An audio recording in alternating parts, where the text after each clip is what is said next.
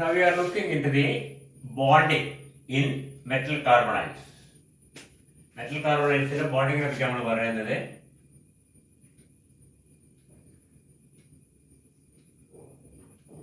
നമ്മൾ കഴിഞ്ഞ ക്ലാസ് കണ്ടു കഴിഞ്ഞതാണ് കുറച്ച് the bonding between the metal and carbon monoxide is actually a combination of two different bonding interactions. One is the sigma interaction, sigma bond formed between the highest occupied molecular orbital of carbon monoxide and some vacant orbital of the metal. Most probably we can say that is the hybrid orbital of the metal.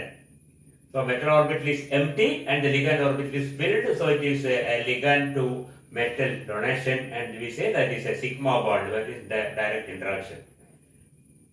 Simultaneously we can say that there is another bonding interaction, that is the overlap of the sum of the filled metal d orbital and the empty pi star orbital of carbon monoxide. നമ്മൾ CO molecule MO picture kandu kayanda lowest unoccupied molecular orbital, that is the pi star orbital, and the highest occupied molecular orbital, that is the 3 sigma orbital. And these two orbitals are actually taking part in the bonding. One is acting as the donor, that is sigma through sigma bond. Other orbital is accepting electron density, and we can say the overall picture of bonding in CO molecule can be represented like this. That is, you draw a metal atom and a carbon monoxide here, and we can say the filled orbital of carbon monoxide overlap with the empty orbital of the metal. This is empty, that is filled. That's why I have shaded it. You can say that it is a filled orbital, and this is a sigma interaction, isn't it? And the donation is from the just like any other ligand. The ligand is donating electron density to the metal. And we have mentioned that a CO molecule is a very weak sigma donor. It is not a strong ligand like any strong ligand or a strong donor. Okay, it is not a strong donor.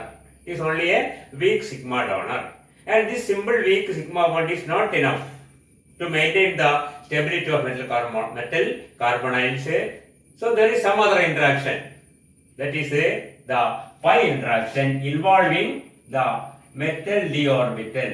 നമ്മൾ ഇങ്ങനെ വരക്കുന്നുണ്ടെങ്കിലും ഈ ഭാഗത്ത് ഇതാണ് ഒരു metal d orbital എന്ന് പറയുന്നത്. This is a filled orbital.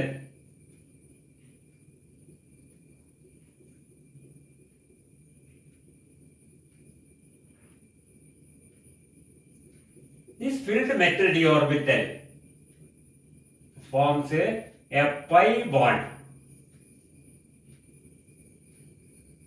This is the pi star. നമ്മൾ നേരത്തെ കണ്ട 1 pi star കഴിഞ്ഞ ഡയഗ്രം കണ്ടിട്ടുണ്ട്. MO picture carbon monoxide 1 pi star orbital. That is നമ്മൾ വേറെ ചിലപ്പോൾ നോക്കുകയാണ് നമ്മൾ നേരത്തെ പറഞ്ഞ പോലെ pi star 2px and pi star 2py എന്ന രണ്ട് ഓർബിറ്റൽ ഉണ്ട്. അതിൽ ഒരെണ്ണം മറ്റേതിന് പെർപെൻഡിക്കുലർ ആയിരിക്കും. സ്വാഭാവികമായിട്ടും ഡി ഓർബിറ്റലിന് പെർപെൻഡിക്കുലർ ആയിട്ട് വേറെ ഉണ്ടാവും. That can have another interaction. നമ്മൾ അത് സൂചിപ്പിക്കില്ല, തൽക്കാലം മതി. മനസ്സിലായില്ലേ? ഇതുമാണോ? സോറി, കുറച്ചുകൂടി ഇങ്ങോട്ട് മാറ്റി വരക്കാതെ.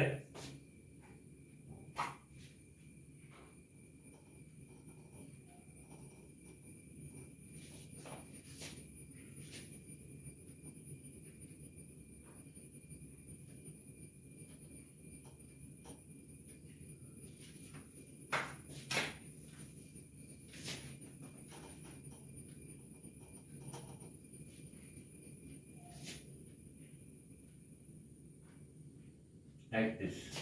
So there is a pi interaction that is involving the empty pi star orbital of carbon monoxide and the filled metal d orbital. That is a lateral overlap, or sideways you can see that is a pi bond formation. This is the sigma overlap, and this is from the ligand to the metal. This is from the metal to the ligand. നമുക്ക് മനസ്സിലാവും, രണ്ട് ഡയറക്ഷനിലാണ്. ഇവിടെ ഫീൽഡും ഇവിടെ empty ആണ്, ഇവിടെ ഫീൽഡും ഇവിടെ എംപ്റ്റി ആണ്. So I have a ligand to metal sigma bond, that is this one, and we have also a metal to ligand pi bond. That is this one. This pi bond ആണ്, ഇത് sigma bond ആണ്. ഇതും ചേർന്നാണ് ഒരു pi bond. രണ്ടാമത് വിചാരിക്കരുത്, ഇതൊന്നാണ് ഒരു pi bond. അപ്പൊ എന്താണ് ഇതിന്റെ മെച്ചം?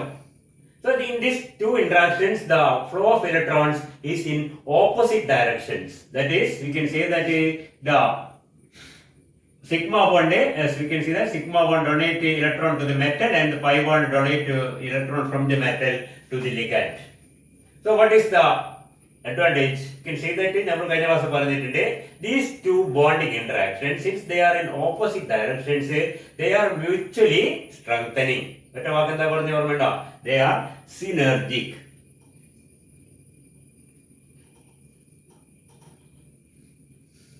That is, the stronger this interaction, the stronger will be the other interaction. Why?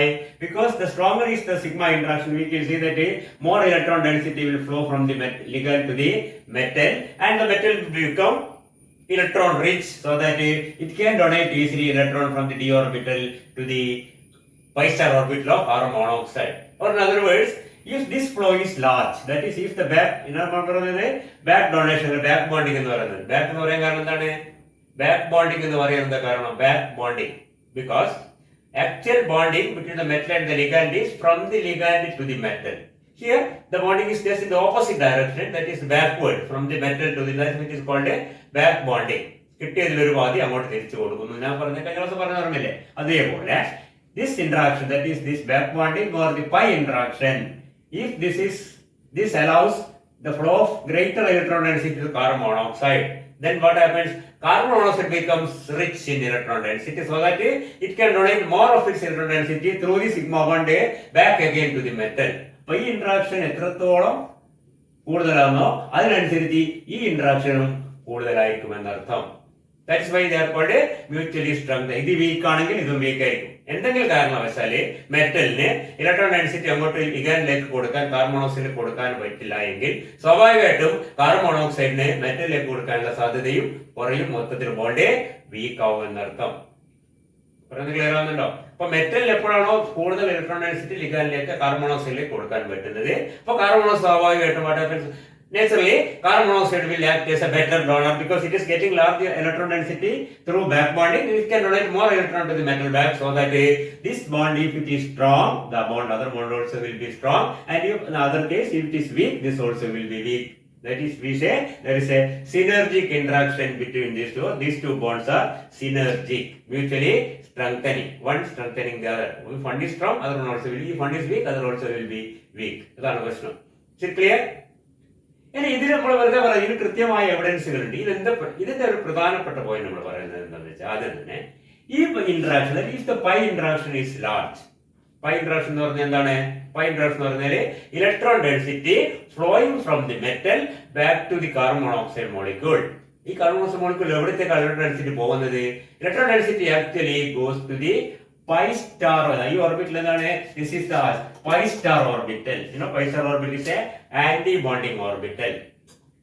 Carbon monoxide molecule സംബന്ധിച്ച് നോക്കുകയാണെങ്കിൽ ഇലക്ട്രോൺ ഡെൻസിറ്റി കുറെ കൊടുക്കുന്നത് ഫ്രം ദി ബോണ്ടിങ് ഓർബിറ്റൽ എങ്ങോട്ടേക്ക്? To carbon to the metal. And of course electron density flows from the metal back to, പക്ഷെ വന്നു ചേരുന്നത് എവിടത്തേക്കാണ്? Anti bonding ഓർബിറ്റലിലേക്കാണ്.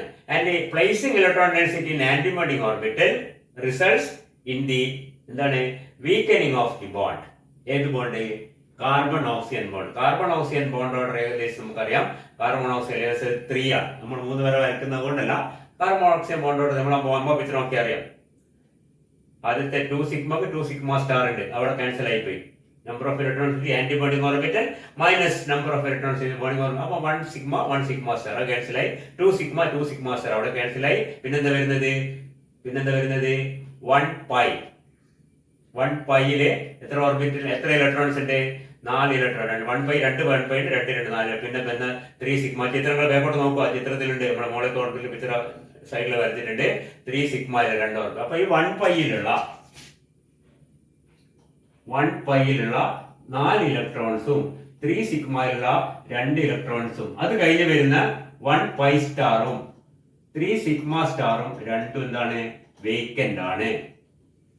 അപ്പോൾ ഇതിന്റെ number of electron anti bonding orbital minus number of electron in the bonding orbital എന്ന് പറഞ്ഞാൽ എത്രയാണ്? bonding orbital minus 33 ആണ്. 6 minus 0 ആണ്. That means divided by 2, that is 3. That's why we say the bond order in carbon monoxide is 3, just like a nitrogen molecule. You can say CO bond order is 3. And CO bond length in the standard value ഉണ്ട്. അതും കൃത്യമാണ് carbon monoxide. ഇനിയിപ്പോൾ പറയുന്നത് clear അല്ലേ? When it becomes a metal carbonide, what happens? More electron density is flowing into this, and electron density is flowing away from this. ഇവിടെ ഇങ്ങോട്ട് വരും, ഇവിടെ ഇങ്ങോട്ട് പോകും അല്ലേ? ഈ 3 സിഗ്മയിൽ നിന്ന് ഇലക്ട്രോൺസ് മെറ്റലിലേക്ക് പോകുന്നു. ഓക്കെ, ഇപ്പൊ ബോണ്ടിങ് ഓർബിറ്റിൽ മെറ്റൽ ഇലക്ട്രോൺ ഡെൻസിറ്റി കുറയുന്നു. പിന്നെന്താണ്? 1 pi സ്റ്റാറിലേക്ക് ഇലക്ട്രോൺ ഡെൻസിറ്റി തിരിച്ചു വരുന്നു. ആന്റി ബോണ്ടിങ് ഓർബിറ്റിൽ ഇലക്ട്രോണ് കൂടുന്നു. രണ്ടും എന്താ നെറ്റ് എഫക്ട് എന്താണ്? That is A decrease in the bond order. ഇത് പറഞ്ഞില്ലെങ്കിൽ കുഴപ്പമില്ല. Since electron density is donated by the metal to the antibonding orbital of carbon monoxide, the bond order or bond strength in carbon monoxide is reduced. Bond order is reduced, so the bond strength also reduced. Bond length will be increased. So if the lower the bond order, the greater will be the bond length. Bond order കൂടുമ്പോൾ bond length കുറയും നമുക്കറിയാം. അപ്പോൾ bond order കുറയുന്നു, bond length കൂടുന്നു. എവിടെ? In metal carbonyls. സാധാരണ carbon monoxide മോളിക്യൂളിലുള്ള CO bond ലെങ്തിനേക്കാളും എപ്പോഴും കുറവായിരിക്കും. മിക്കവാറും എല്ലാ കേസിലും എപ്പോഴും the carbon oxygen bond length in metal carbonyls. Is it clear? അപ്പോൾ metal carbonylsലെ കാർബൺ ഓക്സിജൻ തമ്മിലുള്ള ബോണ്ട് എന്താവും? വീക്ക് ആവും. ബോണ്ട് ഓർഡർ കുറയും, ബോണ്ട് ലെങ്ത് കൂടും. കാരണം എന്താണ്? കാരണം ഏത് കാർബണൈൽസിലാണ്? ട്രാൻസിഷൻ മെറ്റൽ കാർബണൈൽസ് മാത്രമേ ടൈപ്പ് ഓഫ് ബോണ്ടിങ് നമ്മൾ നേരത്തെ പറഞ്ഞു കഴിഞ്ഞു. Because d orbital is essential, and if there is back bonding towards the carbon monoxide, this electron density since it flows into the antibonding orbital, that results in the decrease in the bond order or bond strength of CO bond. Carbon മോണോക്സൈഡിലുള്ള bond ഓർഡറോ അല്ല bond സ്ട്രെങ്തോ അത് കുറയുന്നു, bond length കൂടുന്നു. Clear? വളരെ പ്രധാനപ്പെട്ട point ആണ്. മാത്രമല്ല അത് എത്രത്തോളം ഈ ഇന്ററാക്ഷൻ സ്ട്രോങ് ആണോ അതിനനുസരിച്ച് മറ്റേത് ഈ പറഞ്ഞ കാർബൺ ഓക്സിജൻ ബോണ്ട് വീക്കായി വരും എന്നർത്ഥം. That is the stronger the metal carbon bond, the weaker will be the carbon oxygen bond. എന്തുകൊണ്ടാണ്? ദ സ്ട്രോങ്ങർ നമ്മൾ മെറ്റൽ കാർബൺ ബോണ്ട് സ്ട്രോങ് ആകുന്നപ്പോഴാണ് ഈ രണ്ട് ഇന്ററാക്ഷനും ഒരേപോലെ സ്ട്രോങ് ആകുമ്പോഴാണ്. അപ്പോൾ എത്രത്തോളം മെറ്റൽ കാർബൺ ബോണ്ട് സ്ട്രോങ് ആവുന്നോ അതിനനുസരിച്ച് ഇങ്ങോട്ടുള്ള ഫ്ലോ കൂടുതലായിരിക്കും. ഇവിടെ ഇലക്ട്രോൺ ഡെൻസിറ്റി വന്നു കഴിഞ്ഞാലോ ഈ ബോണ്ട് വീക്ക് ആവും. The carbon oxygen bond becomes weaker when electron density flows into the antibonding orbital of carbon monoxide. Is it clear? ഇവിടെ മെറ്റൽ കാർബൺ ബോണ്ട് എത്രത്തോളം സ്ട്രോങ് ആവുന്നോ കാർബൺ ഓക്സിജൻ ബോണ്ട് അതിനനുസരിച്ച് week ആയി വരും, അല്ലെങ്കിൽ കാർബൺ ഓക്സിജൻ ബോണ്ടിന്റെ ലെങ്ത് കൂടി വരും. Bond length നമുക്ക് measure ചെയ്യാനുള്ള മെത്തേഡ് ഉണ്ട്. എന്താണ്? എക്സ്റേ സ്റ്റഡീസ് വെച്ച് ബോണ്ട് ലെങ്ത് മെഷർ ചെയ്യാം. ബോണ്ട് ഓർഡറിനെ പറ്റി അറിയാനുള്ള നമുക്കറിയാം മെത്തേഡ് ഉണ്ട്. അതെന്താണ്? സ്പെക്ട്രോസ്കോപ്പിക് മെത്തേഡാണ്. മനസ്സിലായില്ലേ? അപ്പൊ അതൊക്കെ വെച്ച് നമുക്ക് കൃത്യമായിട്ട് പറയാൻ പറ്റും. In metal transition metal carbonyls it is seen that the carbon oxygen bond is weak compared to free carbon monoxide. Metal കാർബണൈൽസിലുള്ള carbon oxygen bond, transition metal കാർബണൈൽസിലുള്ള carbon oxygen bond free carbon മോണോക്സൈഡിലുള്ളതിനേക്കാളും എന്തായിരിക്കും? Weak ആയിരിക്കും. എന്ന് പറഞ്ഞാല് length കൂടുതലായിരിക്കും, strength കുറവായിരിക്കും. What's the point? And we will see some examples.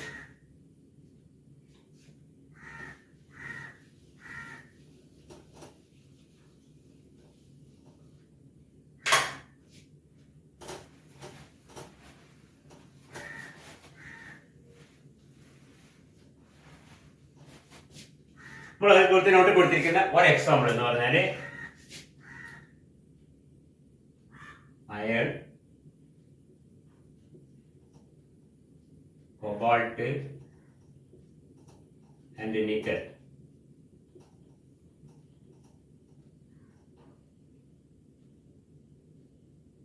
ഈ മൂന്നെണ്ണം FeCO4 2-, COCO4- and NiCO4.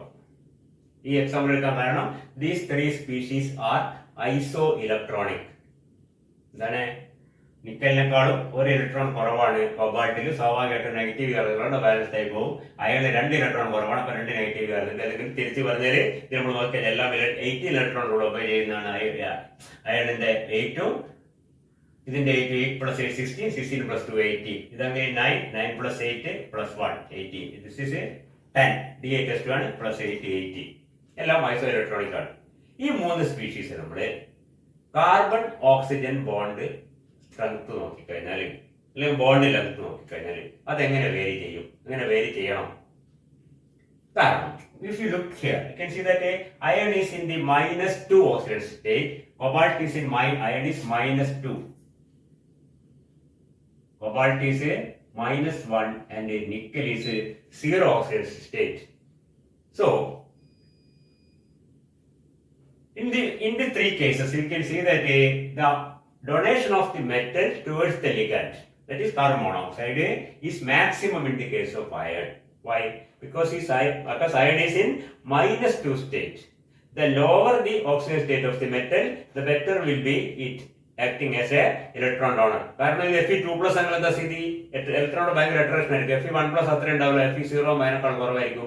Fe-1 negative oxygen state പോകുന്നതിനനുസരിച്ച് അതിന് ഇലക്ട്രോൺ ഡൊണേറ്റ് ചെയ്യാനുള്ള കഴിവ് കൂടി വരും സ്വാഭാവികമായിട്ടും. അപ്പൊ ഈ കൂട്ടത്തില് ഏറ്റവും കൂടുതൽ ഇലക്ട്രോൺ മെറ്റലിന് ലിഗാൻഡിലേക്ക് പോകുന്ന എവിടെയായിരിക്കും? അതിനേക്കാളും കുറവ് എവിടുന്ന് പോകും? അതിനേക്കാളും കുറവ് ഇവിടുന്നു. ഇതിന്റെ ഇപ്പുറത്ത് വേറെ പ്ലസ് എന്നുണ്ടെങ്കിൽ അതിനേക്കാളും. ഇപ്പൊ നമ്മൾ വേറെ ഇതിന് എക്സാമ്പിൾ അടുത്തത് എന്തായിരിക്കും വരിക? അടുത്തത് നിക്കൽ. അങ്ങനെ സ്പീഷീസ് വേണമെന്നില്ല. അയൺ, കൊബാൾട്ട്, നിക്കൽ, കോപ്പർ, ഇത് +1 ആയിരിക്കും. എന്നാൽ ഐസോ ഇലക്ട്രോണിക് ആവും. പറയുന്നത് ക്ലിയർ ആണോ? ഞാൻ എക്സാമ്പിൾ നമ്മൾ എടുക്കുന്നില്ല, വെറുതെ പറഞ്ഞതേ ഉള്ളൂ. അപ്പോൾ അങ്ങനെയാണ് പോകുന്നത്. അപ്പൊ എത്രത്തോളം അതിന്റെ ഓക്സിജൻ സ്റ്റേറ്റ് നെഗറ്റീവ് ആണോ അതിനനുസരിച്ച് അതിൽ നിന്ന് കാർബൺ മോണോക്സൈഡിലേക്കുള്ള ഇലക്ട്രോൺ ഫ്ലോ വർദ്ധിച്ചാൽ എന്താണ്ടാവുക? അതിനനുസരിച്ച് അവിടെയുള്ള കാർബൺ ഓക്സിജൻ ബോണ്ട് വീക്കായി വരും. So you can see that the carbon oxygen bond length will be maximum here because it is the weakest bond form. Carbon ഓക്സിജന്റെ ഏറ്റവും വീക്ക് ആയിട്ട് അതിനേക്കാൾ കുറച്ച് സ്ട്രോങ് ആയിരിക്കും. പറയുന്നത് ക്ലിയർ ആണ്? Why? Because when we go to iron 2, iron is not +2, it is -2. It has a very large electron density to it, so that it can donate electron back to the carbon monoxide maximum in this case. ഈ 3 കേസിൽ ഏറ്റവും കൂടുതൽ കൊടുക്കുന്നത് best donor ആരായിരിക്കും? Iron. അതിനേക്കാളും week ആയിരിക്കും, അതിനേക്കാളും week donor ആയിരിക്കും. So the best donor means a maximum electron density is flowing to the carbon monoxide molecule in this case, and it is less in this case and it is least in this case. സ്വാഭാവികമായിട്ടും ഇവിടെ carbon oxygen ബോണ്ടിന്റെ weakening എന്തായിരിക്കും? Weakening minimum ആയിരിക്കും, ഇവിടെ weakening maximum ആയിരിക്കും. Weakening maximum എന്ന് പറഞ്ഞാൽ എന്താണ്? Most weakest bond is here, strongest bond is here. The bond length will decrease in this order.